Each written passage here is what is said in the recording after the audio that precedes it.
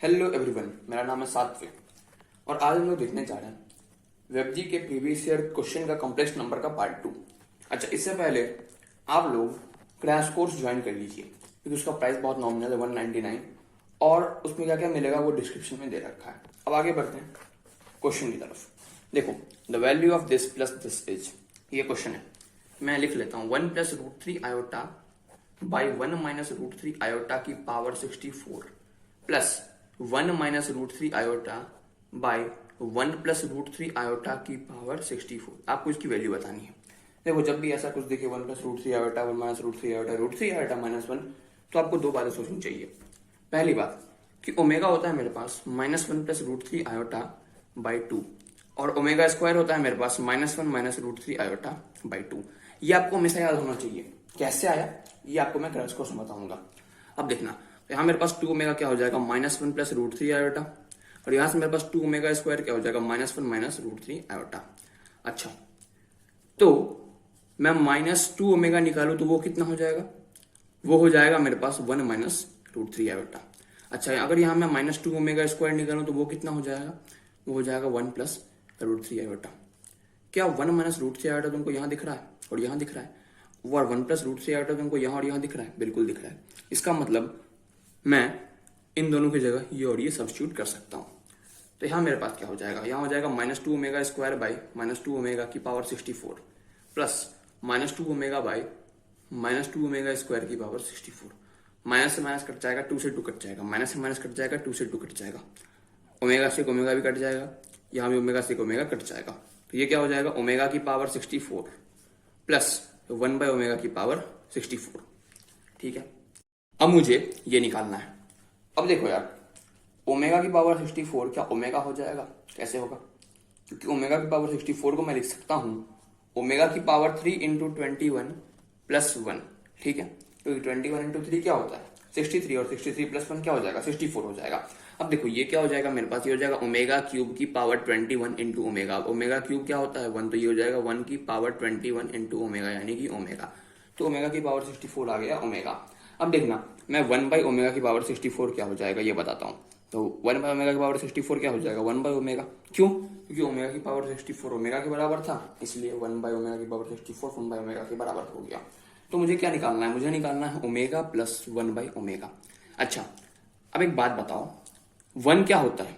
Omega cube के बराबर होता है ना भाई। तो यहां मैं लिख दूं ओमेगा क्यूब, बिल्कुल लिख दो भाई। तो मेरे पास ये फाइनली क्या हो जाएगा? Omega plus omega square. अब एक और प्रॉपर्टी है मेरे पास, 1 + ओमेगा प्लस ओमेगा स्क्वायर क्या होता है? 0। इसका मतलब ओमेगा प्लस ओमेगा स्क्वायर क्या इसके बराबर हो जाएगा? -1 के बराबर हो जाएगा। अच्छा, तो यहां हो जाएगा मेरे पास -1। अब अगला क्वेश्चन देख लेते हैं। Find the maximum value of mod Z when z - 3/z का मॉड इक्वल टू 2 दे रखा है। आपको इसका मैक्सिमम वैल्यू पूछा जा रहा है और आपको ये दे रखा है। इसका मतलब कहीं ना कहीं मुझे z को z - 3/z के टर्म में लिखने की जरूरत है। तो क्या मैं मॉड z को लिख सकता हूं mod of z - 3/z plus 3/z? बिल्कुल, क्योंकि प्लस 3/z से -3/z कट जाएगा। अब देखो, क्या आपको ट्रायंगल इनइक्वालिटी पता है? पता होना चाहिए, आप लोगों ने कॉम्प्लेक्स नंबर पढ़ लिया है, इसलिए आप लोग यहाँ पे हो। तो ट्रायंगल इनइक्वालिटी क्या कहता है? ट्रायंगल इनइक्वालिटी कहता है mod a plus mod b should be greater than equal to mod of a plus b। तो अगर मैं इसको a बोलूं और इसको b बोलूं, तो क्या mod of z - 3/z plus mod of 3/z should be greater than equal to mod of z - 3/z plus 3/z होगा? बिल्कुल होगा। अच्छा, ये किसके बराबर है? इसके। और ये किसके बराबर है? 2 के। क्वेश्चन में दे रखा था। तो यहाँ क्या हो जाएगा भाई साहब? ये हो जाएगा 2 plus mod of 3/z should be greater than equal to mod z। अब चलते हैं अगले पेज पे इसको आगे सॉल्व करने के लिए। अब एक बात बताओ, क्या मॉड ऑफ 3/z को हम लोग लिख सकते हैं मॉड 3/मॉड z? और मॉड 3 तो 3 के बराबर ही होता है, ठीक है ना? तो नीचे क्या हो जाएगा यहाँ पे? Mod z। तो इसकी जगह हम लोग लिख सकते हैं 3/मॉड z, ठीक है ना? और बाकी एज इट इज। अच्छा, अब हम लोग मॉड z एलसीएम ले लेते हैं। यहाँ क्या हो जाएगा? 2 टाइम्स मॉड z प्लस 3 और ये greater than equal to mod z। अब एक काम करते हैं, इस मॉड z को उधर क्रॉस मल्टीप्लाई करते हैं। तो 2 mod z plus 3 should be greater than equal to mod z का स्क्वायर हो जाएगा। इसका मतलब मॉड जेड का square -2 mod z -3 should be less than equal to 0 होगा यहाँ से। अच्छा जरा इसको फैक्टराइज कर लो, तो मॉड जेड का square -3 mod z plus mod z -3 less than equal to 0 लिख सकते हैं इसको, बिल्कुल। अच्छा यहाँ से हम लोग मॉड जेड कॉमन लेते हैं, तो यहाँ क्या आ जाएगा मेरे पास मॉड जेड -3, और यहाँ से हम लोग 1 कॉमन लेते हैं, तो कितना आ जाएगा mod z -3 should be less than equal to 0। तो ये मेरे पास फाइनली हो जाएगा mod z +1 into mod z -3 should be less than equal to 0। अब हम लोग नंबर लाइन पे मॉड जेड को प्लॉट करने वाले हैं, और फिर हम लोग वो रेंज निकालेंगे जिसके लिए मॉड जेड इस कंडीशन को सेटिस्फाई कर रहा है, ठीक है ना। और फिर वहां से हम लोग मॉड जेड की मैक्सिमम वैल्यू आराम से निकाल सकते हैं, ठीक है। तो अब नंबर लाइन बनाते हैं और पुट करते हैं, एक बार हम लोग 3 और एक बार -1, प्लस माइनस प्लस, नेगेटिव कहाँ पे आ रहा है -1 से लेके 3 में, तो मैग्नीट्यूड ऑफ जेड कहाँ से कहाँ हो जाएगा -1 से लेके 3 में, तो मैग्नीट्यूड ऑफ जेड की मैक्सिमम वैल्यू क्या है 3 है, तो मैग्नीट्यूड ऑफ जेड की मैक्सिमम वैल्यू हो जाएगी 3। अब अगला क्वेश्चन देखते हैं। अगला क्वेश्चन है मेरे पास, if Z is equal to sine theta minus iota cos theta, ठीक है, then for any integer n इन चारों में से कौन सा ऑप्शन सही होगा। ठीक है भाई साहब, अगर हम लोग यहाँ से माइनस आयोटा कॉमन ले लेंगे तो यहाँ क्या हो जाएगा मेरे पास cos theta plus iota sine theta. कैसे हो गया, अरे भाई अगर मैं यहाँ से माइनस आयोटा कॉमन ले लेता तो यहाँ क्या हो जाता, यहाँ हो जाता मेरे पास sine theta by minus iota और यहाँ प्लस में कॉस थीटा। ठीक है, कोई दिक्कत नहीं।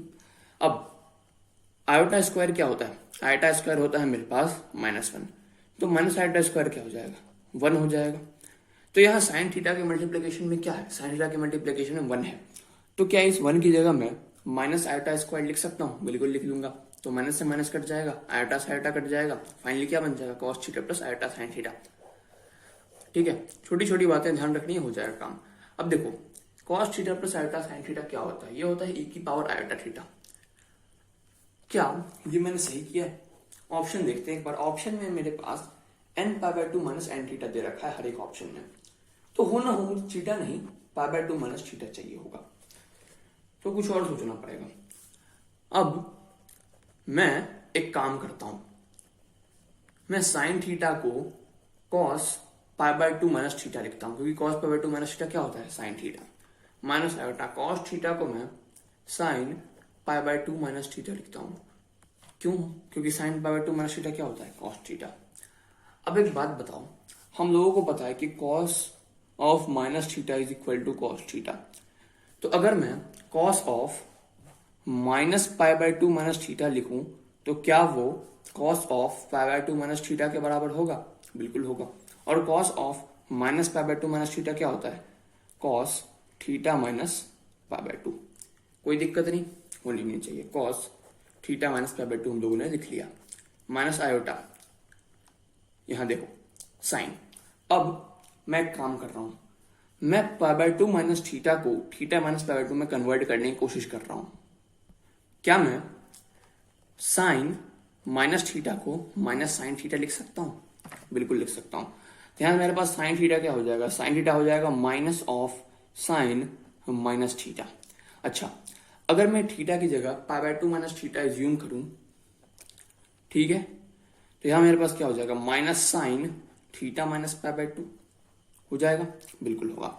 तो क्या मैं इसकी जगह ये लिख सकता हूं, बिल्कुल लिख सकता हूं। तो साइन थीटा माइनस π/2 और एक माइनस था तो इसलिए मैं -1 से मल्टीप्लाई कर रहा हूं। अब देखो ये -1 और ये माइनस मिलकर प्लस हो जाएगा, तो यहां मेरे पास आ जाएगा क्या cos theta minus π/2 plus iota sine theta minus π/2। अब क्या ये इस फॉर्मेट का है, cos theta plus iota sine theta इसी फॉर्मेट का है ना।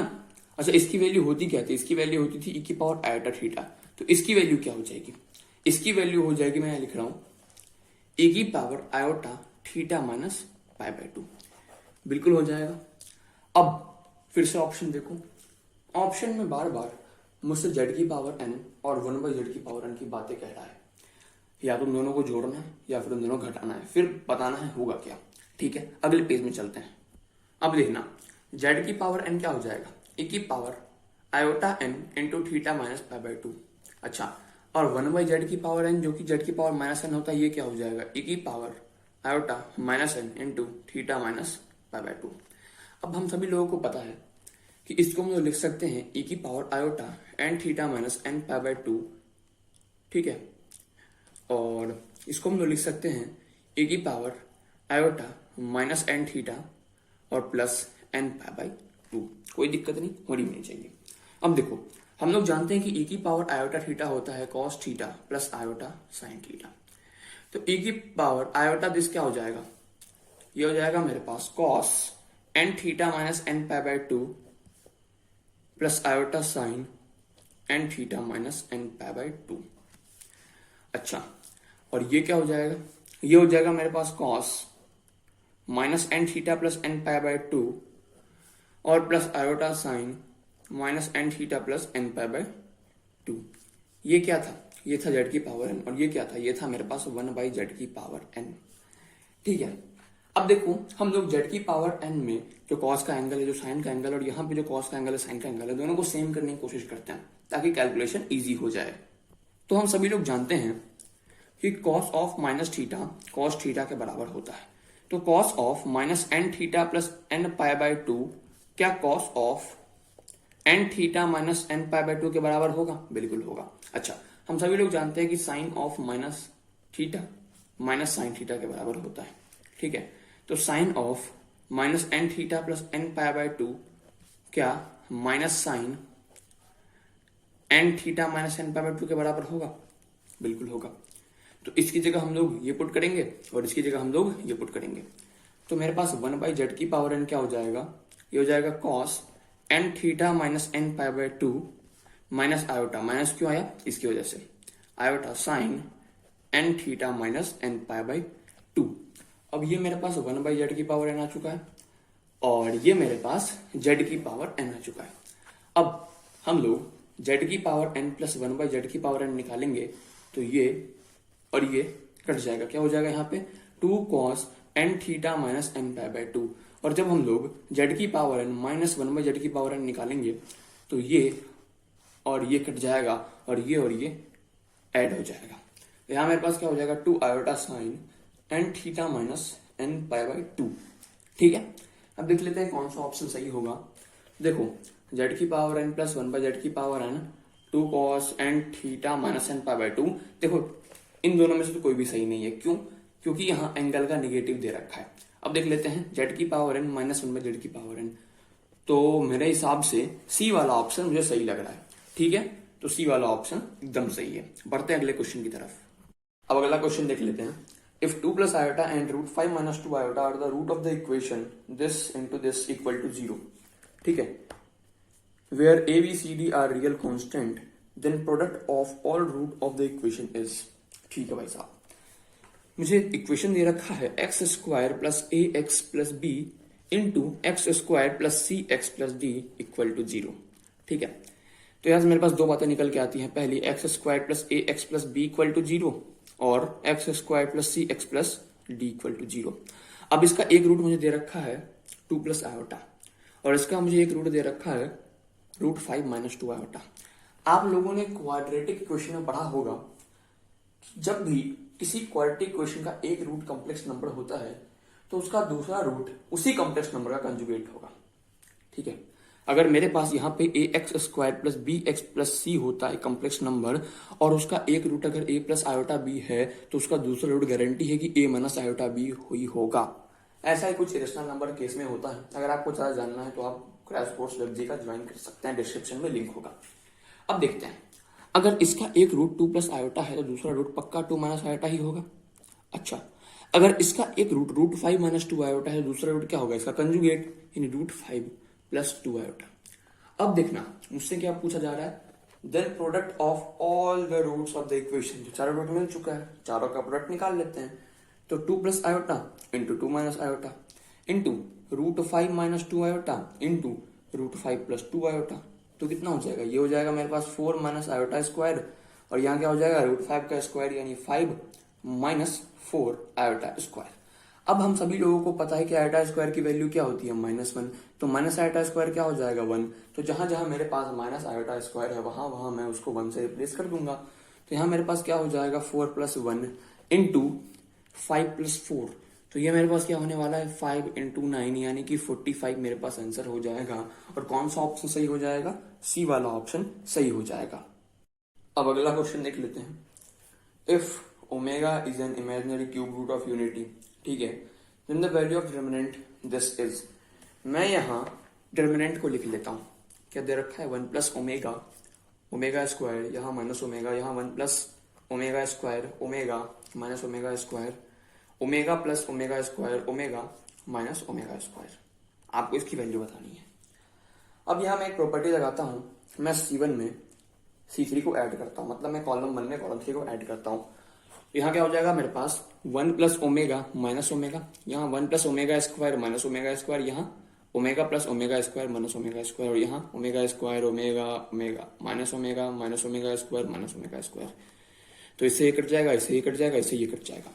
तो यहाँ क्या बचेगा, 1 ओमेगा, यहाँ बचेगा मेरे पास ओमेगा स्क्वायर ओमेगा ओमेगा, और यहाँ minus omega square minus omega square. अब मैं फिर से एक काम कर रहा हूँ, मैं कॉलम 2 में से ओमेगा कॉमन लेता हूँ और कॉलम 3 में से माइनस ओमेगा कॉमन लेता हूँ। तो क्या बचेगा मेरे पास, यहाँ तो 1 ओमेगा ही रह जाएगा। अगर यहाँ से मैं ओमेगा कॉमन लूंगा तो यहाँ मेरे पास ओमेगा, यहाँ 1। अगर यहाँ से मैं माइनस ओमेगा कॉमन लूंगा तो यहाँ हो जाएगा मेरे पास 1, और यहाँ ओमेगा ओमेगा, ठीक है। तो मेरे पास यहाँ क्या हो जाएगा, माइनस ओमेगा स्क्वायर, और इसको सॉल्व करना होगा। 1 देखना, ओमेगा माइनस ओमेगा देखना, ओमेगा और minus omega square plus 1 minus omega, ठीक है। अब देखो भाई साहब, ये हो जाएगा माइनस ओमेगा स्क्वायर, ये तो मेरे पास 0 ही हो गया। यहाँ मेरे पास हो जाएगा कितना, यहाँ हो जाएगा minus omega square plus omega cube और प्लस 1 माइनस ओमेगा, ठीक है। तो ये कितना हो जाएगा मेरे पास finally, minus omega square omega cube तो हो जाएगा 1, तो ये हो जाएगा 2 minus omega plus omega square, ठीक है। अब हम सभी लोगों को पता है कि 1 + ओमेगा स्क्वायर क्या होता है, 0। तो ओमेगा + ओमेगा स्क्वायर क्या हो जाएगा, -1। तो यहाँ ओमेगा + ओमेगा स्क्वायर की जगह मैं -1 लिख दूं, बिल्कुल लिख देता हूँ, यहाँ लिख दूंगा -1। तो यहाँ हो जाएगा मेरे पास माइनस ओमेगा स्क्वायर 2 माइनस -1। अब माइनस माइनस क्या हो जाएगा, प्लस हो जाएगा। तो यहाँ हो जाएगा मेरे पास -3 ओमेगा स्क्वायर। तो कौन सा ऑप्शन सही हो जाएगा, बी वाला ऑप्शन सही हो जाएगा। अब अगला क्वेश्चन देख लेते हैं। द वैल्यू ऑफ जेड के मैग्नीट्यूड का स्क्वायर प्लस Z-3 के मैग्नीट्यूड का स्क्वायर प्लस Z-i के मैग्नीट्यूड का स्क्वायर इज मिनिमम। इसकी वैल्यू मिनिमम होगी तब जेड क्या होगा, ठीक है। अच्छा, तो मैं अगर जेड को मान लूं x + i/y, इसमें कोई आपत्ति कोई नहीं मिल जाएगी। क्या दे रखा है, मैग्नीट्यूड ऑफ जेड का square plus magnitude of Z-3 का square plus magnitude of Z-i का स्क्वायर। मैं जरा जेड को ऐसे लिखता हूँ ताकि जेड में और 2 में अंतर लग जाए। अब मैं जेड की जगह x + i/y पुट करता हूँ। तो x + i/y के मैग्नीट्यूड का स्क्वायर प्लस x + i/y -3 के मैग्नीट्यूड का square plus x + i/y - i के मैग्नीट्यूड का स्क्वायर। ये क्या हो जाएगा भाई साहब, ये हो जाएगा मेरे पास x + i/y के मैग्नीट्यूड का स्क्वायर प्लस x - 3 + i/y के मैग्नीट्यूड का स्क्वायर, और यहाँ x + i/y - 1 के मैग्नीट्यूड का स्क्वायर। अब मैग्नीट्यूड निकाल लेते हैं। इसका मैग्नीट्यूड क्या हो जाएगा, √x² + y² और उसका स्क्वायर दे रखा है, प्लस √x - 3 का स्क्वायर प्लस y² और इसका स्क्वायर, प्लस x² + y - 1 का स्क्वायर का अंडर का स्क्वायर। यही होगा। अब देखो, तो ये मेरे पास फाइनली क्या हो जाएगा, ये फाइनली हो जाएगा x² + y²। ये हो जाएगा मेरे पास x - 3 का स्क्वायर प्लस y², और ये हो जाएगा मेरे पास x² + y - 1 का होल स्क्वायर, ठीक है।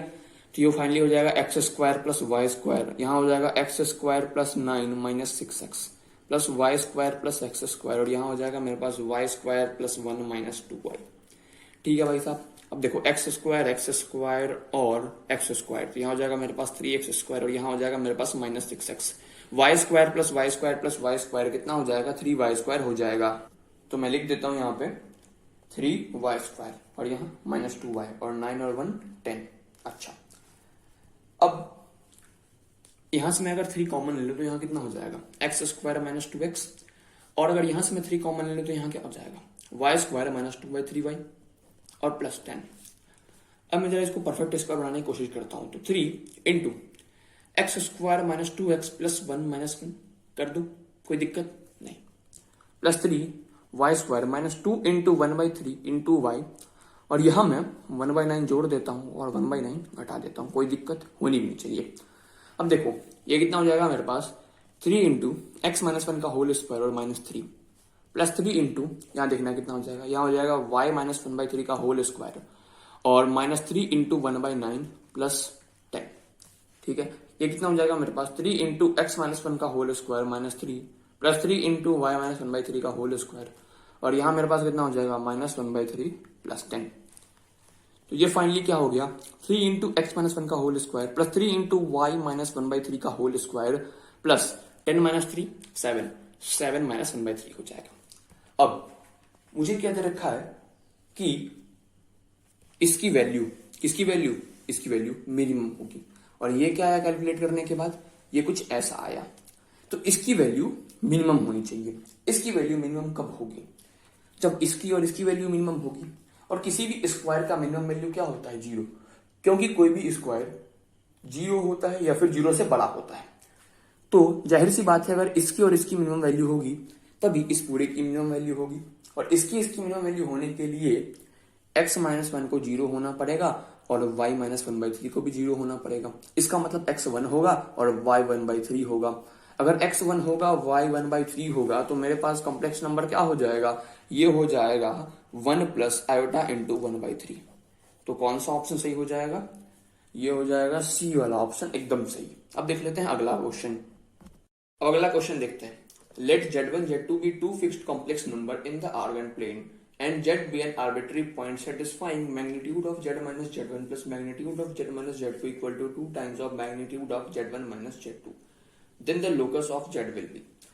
ठीक है, मैंने इसको यहाँ लिख रखा है। क्या आप लोगों ने कॉम्प्लेक्स नंबर में इक्लिप्स की इक्वेशन पढ़ रखी है? मैं उम्मीद करता हूं कि आपने पढ़ा होगा। आपने क्या पढ़ा है, आपने पढ़ा है कि magnitude of z minus z1 plus magnitude of z minus z2 equal to k होगा, और k magnitude of z1 minus z2 से बड़ा होगा, तब जाके ये वाला इक्वेशन एक इक्लिप्स का इक्वेशन होगा कॉम्प्लेक्स नंबर में। अच्छा, अगर हम इसको इससे कंपेयर करें तो यहाँ मेरे पास k की वैल्यू है 2 times of magnitude of z1 minus z2। क्या 2 times of magnitude of z1 minus z2 z1 minus z2 के मैग्नीट्यूड से बड़ा है? बिल्कुल बड़ा है भाई, ये इसका दुगना है। इसका मतलब ये इस कंडीशन को सेटिस्फाई कर रहा है, तो ये किसका इक्वेशन हो जाएगा, ये इक्लिप्स का इक्वेशन हो जाएगा। तो z का लोकस क्या हो जाएगा, इक्लिप्स हो जाएगा। ऑप्शन ए सही है। ठीक है।